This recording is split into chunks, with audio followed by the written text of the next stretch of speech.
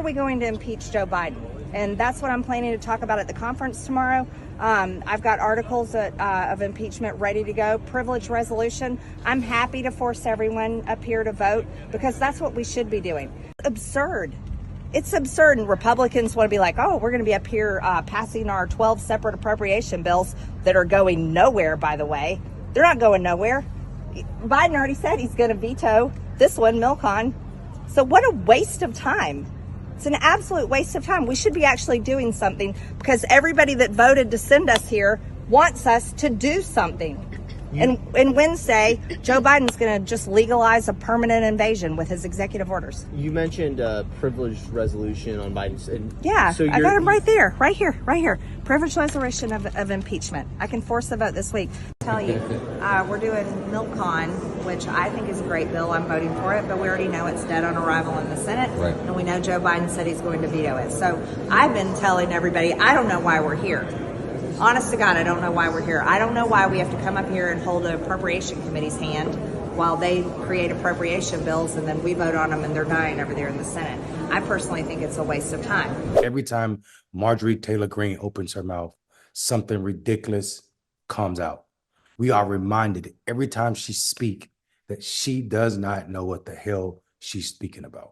We have Jamie Raskin in there accusing us of worshiping Trump, worshiping as a convicted felon. Well, he is a convicted felon. Well, yes.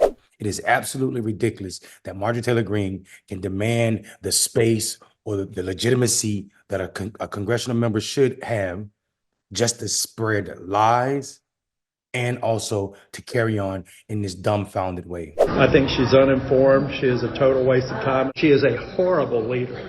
She is dragging our brand down. She, not the Democrats, are the biggest risk to us getting back to a majority. And those are incredible words. The nature of this job, it keeps members of Congress and senators in Washington so much of the time, too much of the time, to be honest with you, that we don't get to go home and spend more time with our families, our friends, all in our district, or maybe just be regular people, because this job is so demanding and it's turned into practically year round. And for those of us in the House of Representatives, we have to run for Congress every 2 years. So you're practically campaigning nearly the entire time that you're here serving as a representative.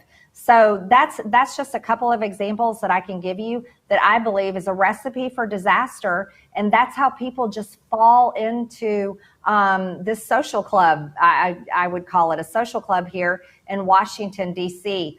Now, for me, I have no interest in that. I really don't. And I'll tell you why. Becoming a member of Congress has made my life miserable. I made a lot more money before I got here. I've lost money since I've gotten here. I have people come up to me and say crazy things to me out of the blue in public places that they believe because they read it on the internet or saw it on some news show about me.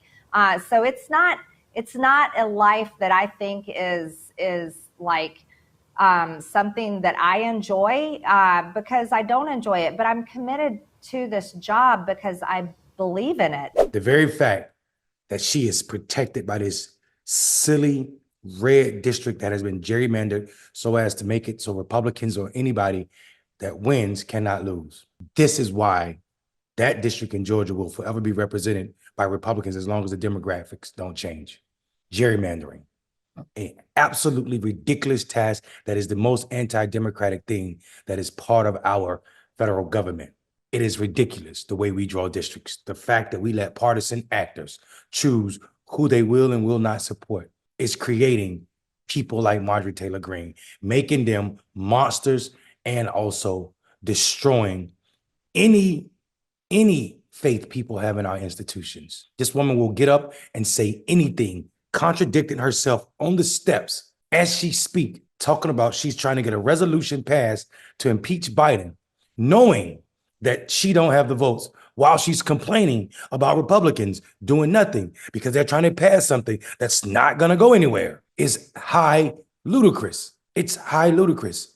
And we need to be serious about our politics in a moment like this, where the leading candidate for one of the parties has 34 felony convictions. 34 felony convictions. And that party, the party of law and order, is sitting silent while they support him because their head is stuck so far up his ass, they can't breathe anything except for his gas. I'm Mondale Robinson. Don't sniff farts.